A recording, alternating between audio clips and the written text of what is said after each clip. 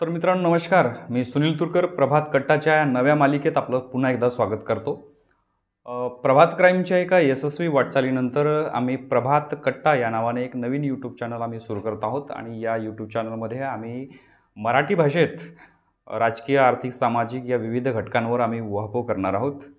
आणि सध्या आता आपल्या सगळ्यांना माहीतच आहे की सध्या लोकसभेचे वारे सर्वत्र सुरू आहे आणि या ठिकाणी महाराष्ट्रात सुद्धा अजूनही एकही पक्षाने आपल्या उमेदवारांची यादी जाहीर केली नाही. त्यामुळे कमालीची उत्सुकता मतदारांमध्ये आणि इच्छुक जे उमेदवार आहेत त्यामध्ये आहे की नेमके आता तिकीट कोणाला मिळेल. आपण या चॅनलच्या माध्यमातून महाराष्ट्रातील विविध लोकसभा क्षेत्रांचा आपण आढावा घेणार आहोत. तर आज आपण या व्हिडिओच्या माध्यमातून पूर्व विदर्भातील भंडारा गोंदिया या लोकसभा क्षेत्रातील मतदारांचा कौल काय आहे, नेमकी त्या ठिकाणी काय परिस्थिती आहे याचा आपण उहापोह करणार आहोत. काल काय झालं की भंडारा गोंदिया लोकसभा क्षेत्रातले जे दिग्गज नेते आहेत प्रफुल्ल पटेल त्यांनी एक विधान केलं की लोकसभावरचा दावा त्यांनी सोडलेला नाही. त्यामुळे भंडारा गोंदिया लोकसभा क्षेत्रामध्ये भाजपच्या लोकांमध्ये, विशेषतः भाजपच्या मतदारांमध्ये एक संभ्रमावस्था निर्माण झाली. कारण की आत्तापर्यंत लोकांना हे वाटायचं की भंडारा गोंदिया लोकसभा क्षेत्रामध्ये आता भाजपचाच उमेदवार राहील अशी एक भावना भाजपच्या कार्यकर्त्यांमध्ये होती. परंतु काल मात्र प्रफुल्ल पटेल यांनी एक मोठी उघडी टाकली आणि या ठिकाणी भंडारा गोंदिया लोकसभा क्षेत्रामध्ये निवडणूक लढवण्यासाठी आपण स्वतः इच्छुक असल्याची जाहीर कबुलीच त्यांनी या ठिकाणी माध्यमांना दिलेली आहे.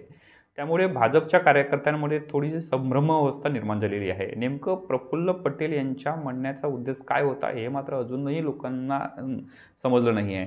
खरे तर अनेक जाणकार हे सांगतात की भंडारा गोंदिया लोकसभा क्षेत्रातून प्रफुल्ल पटेल हे निवडणूक लढणार नाही. परंतु भंडारा गोंदिया लोकसभा क्षेत्रातला भाजपचा जो कोणी उमेदवार राहणार आहे तो मात्र प्रफुल्ल पटेल यांच्या मर्जीतील किंवा त्यांना चालणाराच नेता असावा. कारण की त्यांचा राजकीय भविष्य या ठिकाणी जो उमेदवार येणार आहे त्याच्यावर डिपेंड राहणार आहे. भाजपवर प्रेशर टाकण्यासाठीच किंवा त्यांचा मत विश्वासात घेण्यासाठीच कदाचित त्यांनी ते स्टेटमेंट दिलं असावे असाही एक सूर या ठिकाणी मतदारांचा निघत आहे. खरं काय ते आता त्यांनाच माहीत. भंडारा गोंदिया लोकसभा क्षेत्रामध्ये सध्या सुनील मेंढे हे विद्यमान खासदार आहेत. परंतु सुनील मेंढे यांची जी कारकीर्द आहे ती कारकीर्द साजेशी नाही असा सूर मतदारांमध्ये आहे. खरे तर भंडारा गोंदिया लोकसभा क्षेत्र हा मोठा क्षेत्र आहे आणि या क्षेत्रामध्ये गावागावात खासदार पोहोचलेच नाही असेही चित्र काही ठिकाणी पाहावयास मिळत आहे. या लोकसभा क्षेत्रामध्ये माजी मंत्री परिणय फुके यांनी मागील 5 वर्षापासून आपला सतत जनसंपर्क दौरा सुरू ठेवलेला आहे. अलीकडेच त्यांनी एक विविध कार्यक्रमांना हजेरी लावण्याचा आणि उद्घाटनाचा धडाकाच लावलेला आहे. त्यामुळे भंडारा गोंदिया लोकसभा क्षेत्रातून आपण निवडणूक लढण्यासाठी इच्छुक असल्याचे वक्तव्य त्यांनी वारंवार माध्यमांच्या समोर आणि सार्वजनिक ठिकाणी दिलेले आहे. त्यामुळे भाजपचा जो उमेदवार आहे ते परिणय फुके की सुनील मेंढे असा एक या ठिकाणी संभ्रम कार्यकर्त्यांमध्ये निर्माण झालेला आहे. खरे तर भंडारा गोंदिया लोकसभा क्षेत्रामध्ये विद्यमान खासदार हे भाजपचे असल्यामुळे ही तिकीट भाजपचीच आहे असा मत भाजपच्या लोकांमध्ये आहे. आणि या ठिकाणी जे सुनील मेंढे आहेत ते आग्रही आहेत की त्यांनाच तिकीट मिळावी. परंतु भंडारा गोंदिया लोकसभा क्षेत्रामध्ये सुनील मेंढे आणि परिणय फुके या दोघांच्या नावांना मात्र स्थानिक लोकांमधून विरोध होत आहे. परिणय फुके जे आहेत ते बाहेरचे म्हणून त्यांना हिणवलं जात आहे आणि या ठिकाणी भंडारा गोंदिया लोकसभा क्षेत्राचा इतिहास राहिला आहे की बाहेरच्या लोकांना इथं कधीही विजय मिळवता आले नाही. त्याचा उदाहरण म्हणजे डॉक्टर बाबासाहेब आंबेडकर असो किंवा डॉक्टर श्रीकांत जिचकर असो यांनासुद्धा या ठिकाणी पराभव पत्करावा लागला होता. हे आपण विसरून चालणार नाही. परिणय फुके अतिशय मेहनती आणि हुशार नेते आहेत. परंतु बाहेरचा हा शिक्का त्यांच्यावर लागल्यामुळे कदाचित त्यांचा नावाचा विचार भाजप करण्यासाठी मागे पुढे पाहिल असेही एक चित्र या ठिकाणी समोर येत आहे. दुसरं नाव म्हणजे सुनील मेंढे हे विद्यमान खासदार आहेत. त्यामुळे साहजिकच त्यांचं नाव पुढे राहील. परंतु त्यांची जी कारकीर्द आहे ती कारकीर्द पाहता भाजप त्या नावावर विचार करेल असे वाटते. यामध्ये मग तिसरं नाव जे पुढे येत आहे ते म्हणजे राजेंद्र पटले यांचं. राजेंद्र पटले हे सुद्धा भाजपचेच कार्यकर्ते आहेत. अतिशय सुरुवातीपासून त्यांनी भाजपच्या सोबत काम केलेलं आहे आणि सध्या ते किसान आघाडीचे प्रदेश उपाध्यक्ष आहेत. राजेंद्र पटले यांच्या बाबतीत सांगायचं झालं तर दोन्ही जिल्ह्यांमध्ये त्यांची एक चांगली ओळख आहे. प्रत्येक गावागावांमध्ये त्यांचे कार्यकर्ते आहेत आणि साहजिकच त्यांचा जो संघर्ष नेता म्हणून आणि त्यांची एक तशी या ठिकाणी ओळख आहे. त्यामुळे भाजपला जर काँग्रेसला थोपवायचं असेल तर भाजप आणि राष्ट्रवादींच्या लोकांना जर सगळ्यांना चालणारा नेता जर पाहिजेत असेल तर त्या ठिकाणी राजेंद्र पटले यांचा एक पर्याय भाजप पुढे आहे असाही एक सूर दोन्ही जिल्ह्यांमध्ये निघत आहे.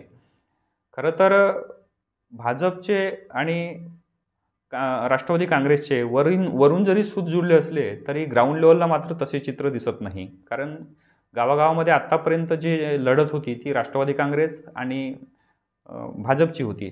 त्यामुळे जे ग्राउंड लेवलचे जे कार्यकर्ते आहेत ते एका आपसात दिलजमाई करतील किंवा त्यांचं मनोमिलन केव्हा होईल हे मात्र सांगता येत नाही. कारण कितीही वरच्या लेवलला त्यांची नेत्यांची एकता असली तरी गावागावात मात्र अजूनही त्यांचे मतभेद, भाजपचे कार्यकर्ते आणि राष्ट्रवादीचे कार्यकर्त्यांचे मतभेद आपल्याला पाहायला मिळत आहे. त्यामुळे या भंडारा गोंदिया लोकसभा क्षेत्रामध्ये पक्ष कोणताही असो त्यांना एक चांगला उमेदवार देणे आवश्यक आहे. कारण की दुसरीकडे जो काँग्रेस पक्ष आहे त्यामध्ये नाना पटोले यांचे नाव प्रकर्षाने पुढे येत आहे. नाना पटोले हे जरी लोकसभेसाठी इच्छुक नसले तरी या ठिकाणी मौका पाहून चौका मारण्याच्या तयारीत ते आहेत. त्या ठिकाणी काँग्रेसमध्ये सध्या चरण वाघमारे यांच्या नावाचाही त्या ठिकाणी उल्लेख केला जात आहे. चरण वाघमारे सध्या भंडारा गोंदिया लोकसभा क्षेत्रासाठी इच्छुक आहेत असे बोलले जाते आणि काँग्रेसमध्ये त्यांना ऐन वेळेवर त्यांना एंट्री देण्यात येईल आणि काँग्रेसची तिकीट त्यांना देण्यात येईल असाही एक सूर भंडारा गोंदिया लोकसभेच्या मतदारांतून पाहायसाठी मिळत आहे. ही झाली काँग्रेसच्या बाबतीत गोष्ट. परंतु नेमकं नाना पटोले यांच्या मनात काय आहे हे मात्र आत्तापर्यंत त्यांनी उघड केले नाही आणि या लोकसभा क्षेत्रामध्ये काँग्रेसचाच उमेदवार निवडून येईल असा दावा त्यांनी अनेक वेळा केलेला आहे. एकंदरीत भंडारा गोंदिया लोकसभा क्षेत्रामध्ये अनेक दिग्गजांची मांदियाळी असते. त्यामुळे या लोकसभा क्षेत्रामध्ये नेमकं कोणाला उमेदवारी जाते हे मात्र पाहणे उत्सुकतेचे ठरणार आहे. भंडारा गोंदिया लोकसभा क्षेत्रामध्ये जातीय राजकारण आपल्याला पाहायला मिळतो. या ठिकाणी पोवार आणि कुणबी समाजाचे वर्चस्व आहे. पहिल्यांदाच पोवार समाजाने आक्रमक भूमिका घेत या लोकसभा क्षेत्राची जी तिकीट आहे ती एका कोणत्याही पोवार समाजाला मिळावी अशी त्यांची आग्रही भूमिका आहे आणि यामध्ये राजेंद्र पटले यांचे नाव प्रकर्षाने पुढे येत आहे. कारण की जे दुसरे जे नाव आहेत ते नावं तेवढी दमदार नाहीत.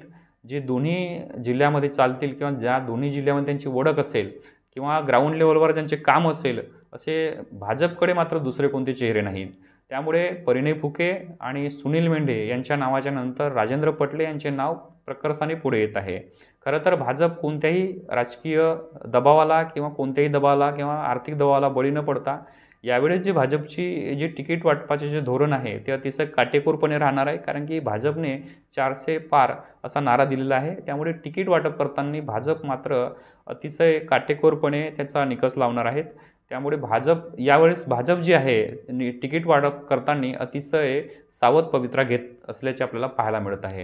येणाऱ्या 2 ते 3 दिवसामध्ये लोकसभेची तिकीट कोणाला हे चित्र मात्र स्पष्ट होणार आहे. भंडारा गोंदिया लोकसभा क्षेत्राची जर विचार केला तर हा जो लोकसभा क्षेत्र आहे या क्षेत्रावर काँग्रेसचे दिग्गज नेते नाना पटोले यांचा वर्चस्व राहिलेला आहे. त्याचसोबत प्रफुल्ल पटेल यांचासुद्धा या ठिकाणी दबदबा राहिलेला आहे आणि सुरुवातीपासून हा जो लोकसभा क्षेत्र आहे हा भाजपचा गड राहिलेला आहे.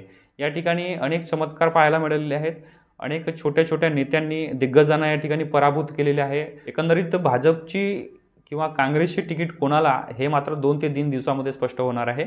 प्रभात कट्टाच्या माध्यमातून अशाच नवनवीन माहितीच्या अपडेट्स आपल्यापर्यंत आम्ही पोहोचवण्याचा प्रयत्न करणार आहोत. उद्या पुन्हा एका नवीन अपडेटसह आपल्यासमोर आम्ही येत आहोत. तोपर्यंत आमच्या चॅनलला आपण सबस्क्राईब करा आणि बेल आयकॉनला दाबा. तुर्तास नमस्कार.